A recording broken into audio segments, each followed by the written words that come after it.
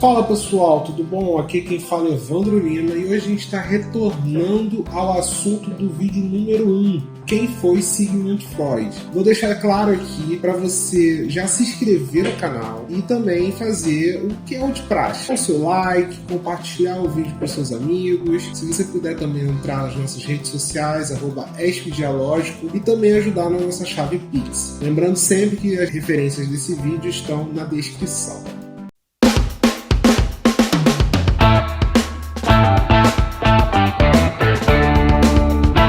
Em 1885, Charcot se tornou professor de anatomia. Antes, ele era um grande estudioso e pesquisador, principalmente da doença de Parkinson. E com isso, em 1882, ele teve sua primeira cadeira profissional europeia. Em seu novo foco, naquela época, a histeria, em seu ponto de vista, era um correlato orgânico das manifestações histéricas. Se você quer saber mais sobre a vida de Charcot, deixa nos comentários seu interesse que podemos fazer um vídeo futuramente sobre ele. Charcot conseguiu resolver uma questão que era complexa demais para muitos médicos europeus. Para os episódios de histeria, Charcot usou a hipnose, uma prática até então artística no universo médico. Freud, ao assistir suas aulas, que eram ministradas lá na Salpêtrière, entusiasticamente adere o método de Charcot para aquele momento. Era até então a maior doença psiquiátrica existente, a histeria. Na descrição clássica, a histeria inclui 3 grandes sintomas: a turvação da consciência, as amnésias histéricas e crises de agitação psicomotora ou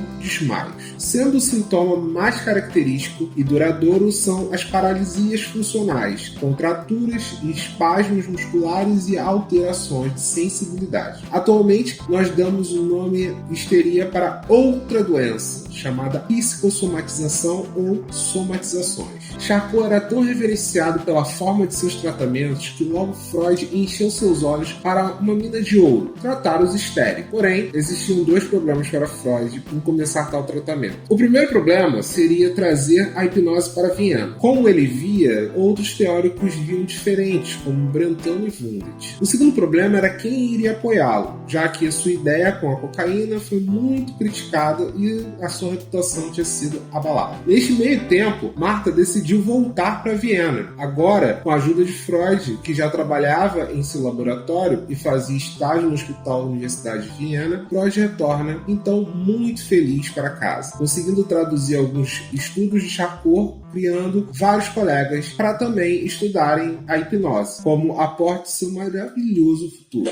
Em 1886, Freud se casa, enfim, com Martha. Além disso, lembra na primeira parte que eu falei sobre as obrigações militares? Então, ele fez, inclusive porque nesse momento o exército pagava, o que ajudou suficientemente para ele comprar um apartamento para eles morarem. Em 1887, veio a primeira filha de Freud, Mathilde, em homenagem à esposa de Joseph Freud, seu tio, da qual nutria de sonhos de cunho edípico e paternal. Ela vem a se casar futuramente com o jovem empresário Robert Richter, contra os votos de Freud, que queria que ela se casasse com um de seus pupilos, Sandor Ferenczi. Nesse mesmo ano, as questões sobre cocaína caíram para a sociedade em geral, gerando muita crítica a Sigmund, já que ele defendia o uso. Nessa época, ele acabou se calando e nunca mais falou sobre cocaína em um de seus artigos, entendendo que ele precisava se dissociar da droga. Sensato ele, não? Alguns autores afirmam que nesta época, Freud também parou de usar a droga. Porém, vale aqui um adendo. O que você acha de verdade? Deixa aí nos comentários. Até 1891, ele fez sua reputação como médico e publicou um artigo sobre Ana O, a hipnose de seus tratamentos no consultório. Foi nesse momento que ele também corta laços com Breuer e Charcot. Outro momento muito ruim nesse período foi a piora do professor Fleischl, que falece no dia 22 de outubro de 1891. Até hoje, alguns intérpretes dessa história alegam que Freud pode não ter matado seu mestre. Porém, ele também não o curou. O próprio Freud tenta esquecer seu mentor por um bom tempo. Provavelmente foi a maior perda do mundo profissional e pessoal de Sigmund. Nessa época, um pouquinho antes, outro grande representante da psicanálise também aparecia na vida de Freud, mesmo nunca sendo reconhecido por ser médico de outra área. Wilhelm Fliess surge com muitos momentos na história de Freud, inicialmente só recebendo cartas. Alguns dizem que Fliess conheceu Freud numa de suas palestras por indicação de Breuer, e em suas conversas foram conversadas sobre muitas coisas, inclusive tragédias e conversas sobre espiritualidade. Fliess também era judeu, como Freud, porém, Freud já não acreditava na prática judaica e provavelmente nenhuma outra. Em 1889,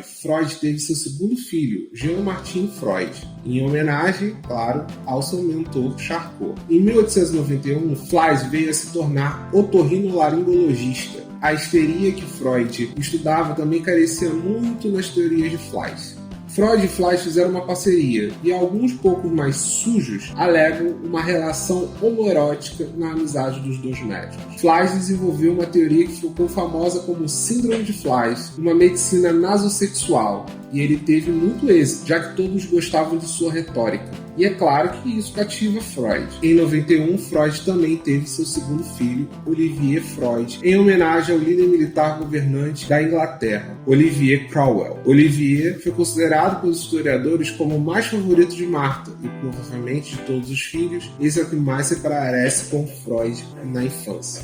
Em 1892, Freud já começava a ensaiar alguns assuntos com Fliess, que originariam os seus próximos livros, Os Sonhos. Freud também já divulgava muito a técnica de hipnose, alguns dando a crer que Freud não era um bom hipnotizador. Freud sempre alegava que nem todo mundo era hipnotizado. Já o próximo filho de Freud nasce, Ernst Freud, o último filho de Freud, e foi dado o nome em homenagem ao mentor de Freud e grande amigo, Ernst Wilhelm von Bruck. Em 1893, ele teve mais uma filha, Sophie Freud. Recebeu seu nome em homenagem à sobrinha de Samuel Hammerschlag, professor de hebraico de Freud, talvez a mais presa dos filhos. Sophie logo se casou com Max Halberstadt, mas morreu cedo em 1920 por gripe espanhola. Freud, em 1894, teve alguns artigos onde cada vez mais sua fala era distanciada de seu mentor Breuer. Nesse momento, uma outra palavra psicanalítica aparece: resistência. Esse também foi o seu último ano que ele tratou assuntos de ordem mais medicinal, focando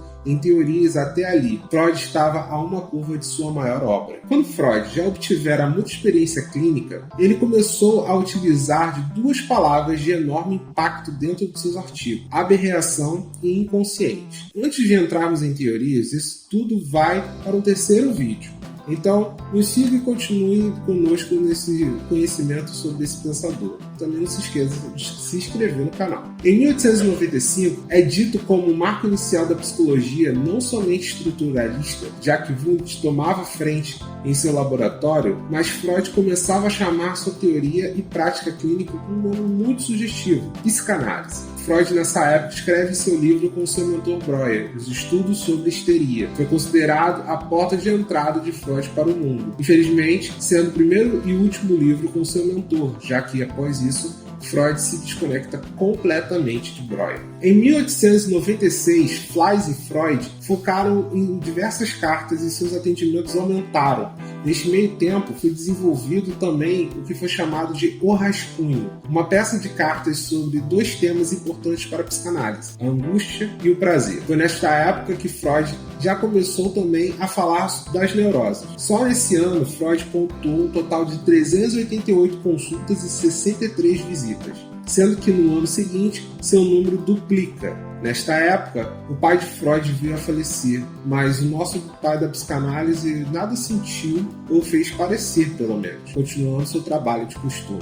Já em 1897, Freud já escreve contextos do que futuramente viria a se tornar o complexo de Édipo. Entre 1899 a 1900, Freud faz seu primeiro livro, sendo o seu primeiro livro solo, A Interpretação dos Sonhos, contando não somente seus sonhos, mas como ele desenvolve suas bases teóricas até sobre suas tais análises. Com a ajuda de Fliess, esse livro foi melhor do que ele teve com Breuer e que tinha até seu fundamento. Porém, o imaginário que o livro exercitava trazia à luz a uma questão muito intrigante que ele só via com Charcot, como as pessoas estão atraídas pelo oculto. Em 1900, devido aos médicos que focavam em atendimentos medicamentosos e internações, faziam com que a psicanálise não tivesse a fama que ele queria. Logo, Freud começou a fazer cartas aos médicos, explicando que seria a psicanálise. Nessa época, a psicanálise era uma bobagem mística e obscurantista.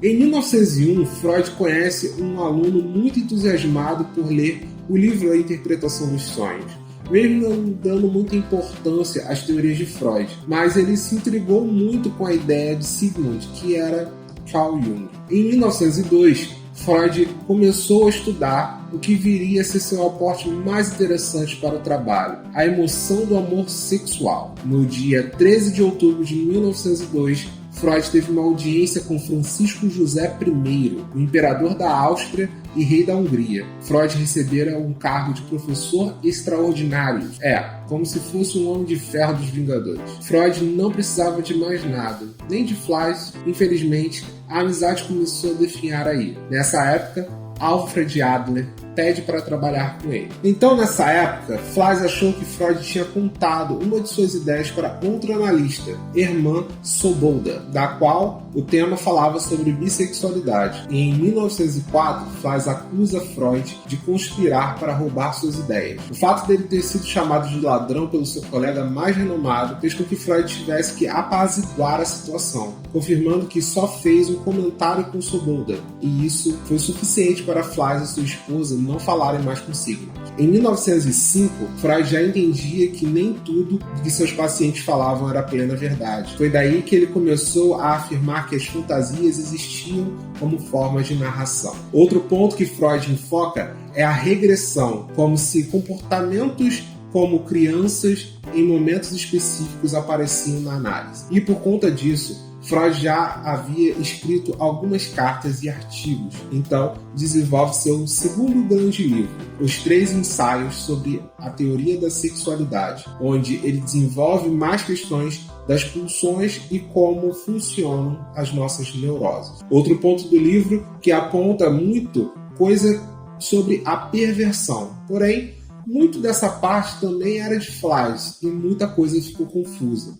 Até hoje, quem lê sobre não entende muito bem sobre essa fase. Alguns tentaram explicar como Lacan e, se você entende, seria muito interessante você deixar nos comentários. Isso ia ajudar muito. Esse livro fez muito sucesso, mas mesmo considerado aí uma fase Auguste Cury de Freud, onde ele arrebatou na boca do balão, pelo menos no mundo da medicina e na parte elitista, não teve muito sucesso. Em 1906, Freud traz uma das frases icônicas que vão sempre ser lembradas na memória de todo bom psicanalista. Um charuto é só um charuto, e às vezes o sintoma físico não reflete nada além de uma doença física.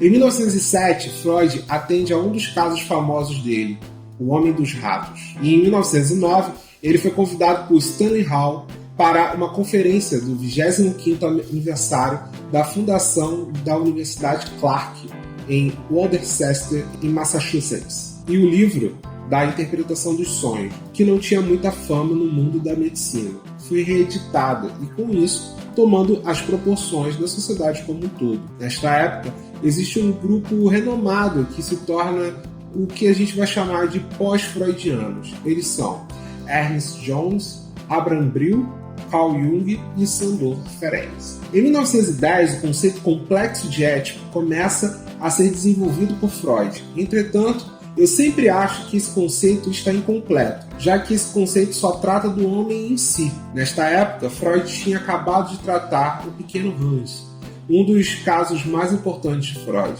Nesta época também, ele desenvolve a teoria das pulsões, e ele divide a ideia entre pulsões sexuais e as de autoconservação. Em 1911, Freud atende Daniel Paul Schreiber, um outro grande caso do mundo da psicanálise. Em 1912, Freud conclui uma tese sobre pulsões e tenta distinguir a psicanálise das abordagens filosóficas e não científicas. Em 1914, Freud conclui sua tese sobre o Homem dos Lobos e está pronto para falar sobre seu mais complexo livro, dentre a fase Augusto Cury. Na verdade, aqui, Freud entra em sua segunda fase, porque ele começa a desenvolver realmente a sua obra, o inconsciente. Mas infelizmente teremos que parar por aqui. Eu sei, esse vídeo foi muito extenso, mas seria muito bom a gente continuar num próximo vídeo. Se você chegou até aqui, coloque os seus comentários, tá? Aguardamos você no próximo vídeo. Não se deixe de esquecer de deixar seu like e também compartilhar os vídeos e se inscrever no nosso canal. Um grande abraço e até mais. Tchau, tchau.